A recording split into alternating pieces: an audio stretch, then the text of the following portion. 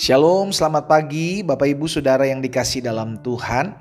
Bersyukur karena hari ini saya dapat kembali menyapa setiap umat Tuhan dimanapun Bapak Ibu Saudara berada melalui program Bible and Coffee.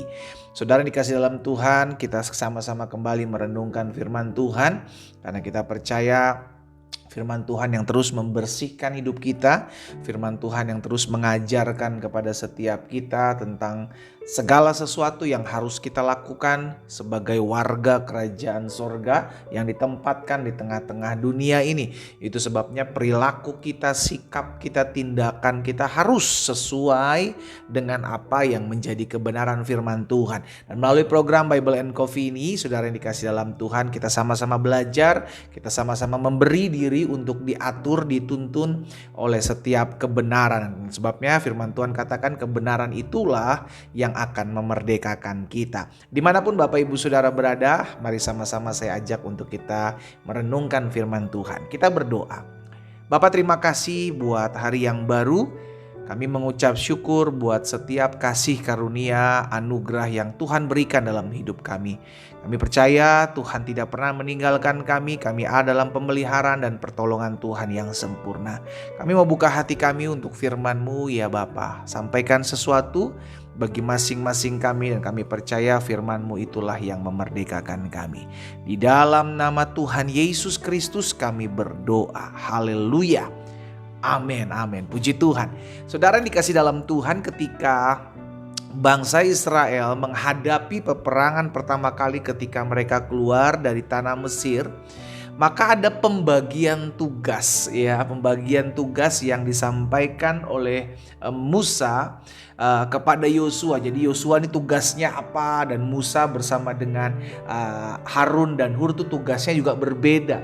Nah, ini yang saya mau bagikan hari ini untuk kita sadar sama-sama bahwa kita ini sebagai orang percaya memiliki tugas yang berbeda-beda. Ya kan, ada panggilannya yang menjadi pengajar, ada panggilan yang menjadi pengkhotbah, ada yang panggilan yang menjadi penginjil, ada yang panggilannya menguatkan orang gitu kan. Sudah dikasih dalam Tuhan, setiap kita punya panggilan berbeda-beda. Tetapi ingatlah bahwa kita ini tubuh Kristus gitu ya.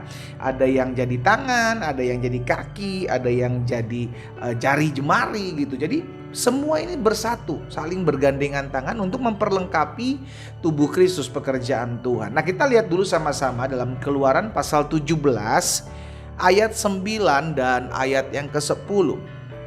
Musa berkata kepada Yosua, pilihlah orang-orang bagi kita. Jadi Yosua ini ternyata bagian lapangannya, saudara ya.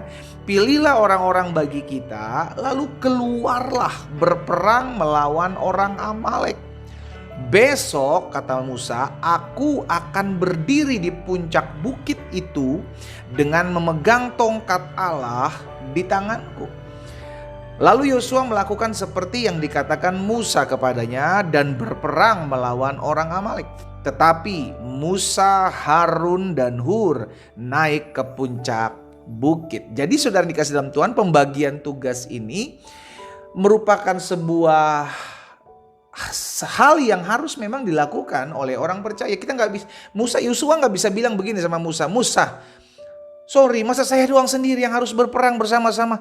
Musa juga harus ikutan dong. Jangan cuma suruh-suruh aja dong. Harun juga mesti ikutan. Jangan cuma ikut-ikutan Musa aja di atas bukit. Hur juga. Yosua gak bisa ngomong begitu. Kenapa? Karena memang udah ada tugasnya masing-masing. Gitu loh saudara. Nah, itulah tubuh Kristus. Itulah kesatuan tubuh Kristus. Sehingga akhirnya ketika Yosua maju berperang, Musa harus memperlengkapi Yosua, membackup Yosua dengan cara apa?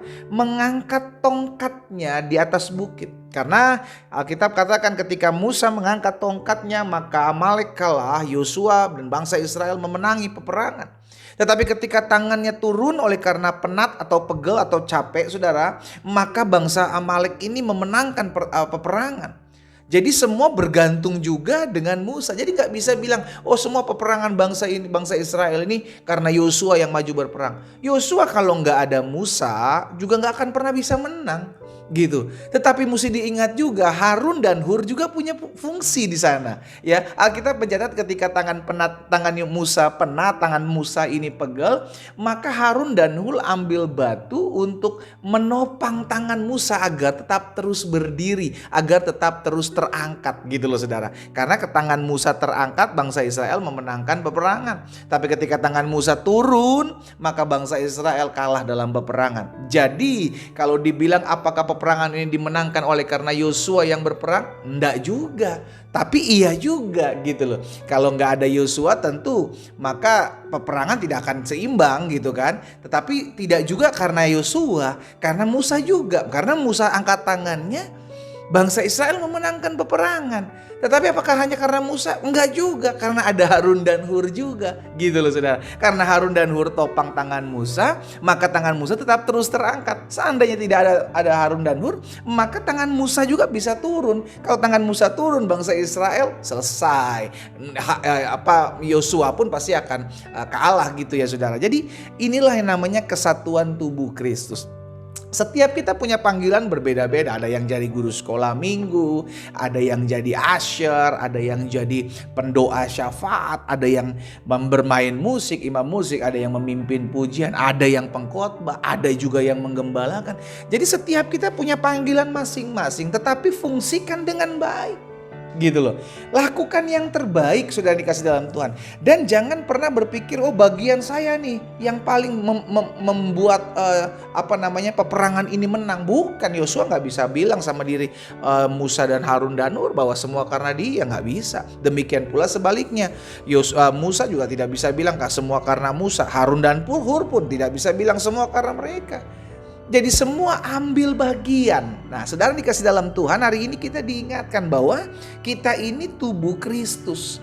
Yang harus saling melengkapi, harus saling memperjuangkan, harus saling menopang satu dengan yang lain. Dalam Roma pasal 12 ayat 4 dan ayat yang kelima, firman Tuhan bilang begini. Sebab sama seperti pada satu tubuh kita mempunyai banyak anggota, tetapi tidak semua anggota itu mempunyai tugas yang sama. Tuh lihat ya, ada banyak anggota, tetapi setiap anggota itu punya tugasnya berbeda-beda gitu.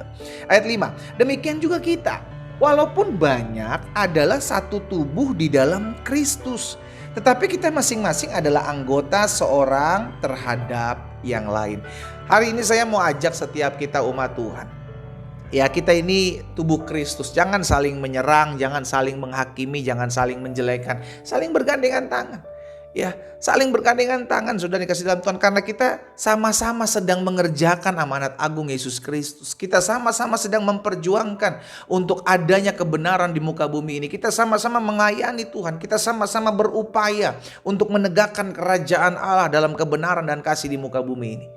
Karena itu bukan soal siapa yang lebih hebat, bukan soal siapa yang lebih banyak bekerja keras, bukan soal siapa yang lebih banyak berkorban. No, do the best, lakukan yang terbaik dalam bagian hidup kita. Yang bisa kita lakukan, yang lakukan terbaik. Gak usah membanding-bandingkan diri, oh enakan dia ya, oh saya kurang enak, oh enakan si ini, saya kurang mantap. Enggak, semua punya porsinya masing-masing, semua punya tugasnya masing-masing, dan semua mendapatkan berkat masing-masing. Karena itu sebagai tubuh Kristus, ayo saling melengkapi, bukan saling menyerang. Sebagai tubuh Kristus gak usah cari-cari siapa yang lebih, siapa yang kurang, tapi do the best. Lakukan yang terbaik sudah dikasih dalam Tuhan, karena setiap kita ada upah masing-masing. Ya, kita berdoa, kita datang sama Tuhan.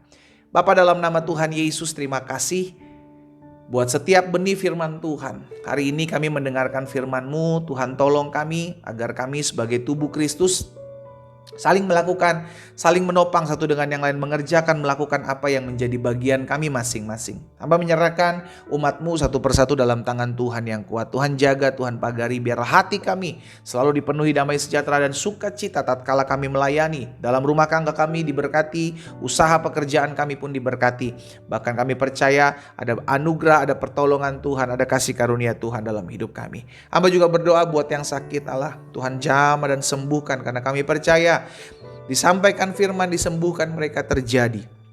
dalam kehidupan mereka umat Tuhan. Dan kami percaya bilur-bilur-Mu menyembuhkan kami. Hari ini kami percaya berkat Tuhan ada atas kami. Kami hidup memuliakan Tuhan, berjalan bersama-sama dengan kami. Di dalam nama Yesus Kristus Tuhan kami berdoa. Haleluya. Amin. Tuhan Yesus memberkati kita.